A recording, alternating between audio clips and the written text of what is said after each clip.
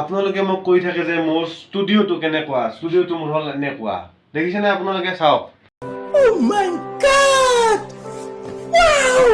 এইটো হ'ল মোৰ ৰিং লাইট, এইটো হ'ল মোৰ কিতাপখিনি জাষ্ট মোবাইলটো এনেকৈ থৈ দিয়াৰ কাৰণে জাষ্ট এনেকৈ থৈ দিওঁ।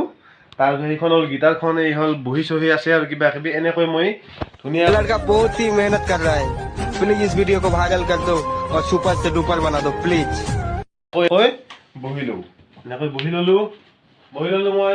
তাৰপিছত গীটাৰখন এনেকৈ ল'লোঁ আৰু ইয়াতে মোবাইলটো আছেই, ইয়াৰ পৰা মই এনেকৈ अगर देख रहे हो ना तो प्लीज इसको लाइक और फॉलो करके आगे बढ़ा दीजिए। চাই আপোনালোকক মই লেচনবোৰ দি থাকোঁ।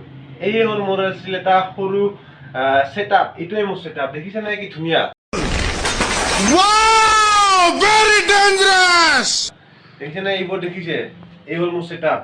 আৰু আপোনালোকে বেয়া চাই নাপাব, পিছত যদি পাৰোঁ কেতিয়াবা ঠিক কৰিব, আপগ্ৰেড কৰিব চেষ্টা কৰিম। এইটো আছিল মোৰ সৰুকৈ ৰুম ছেটআপ।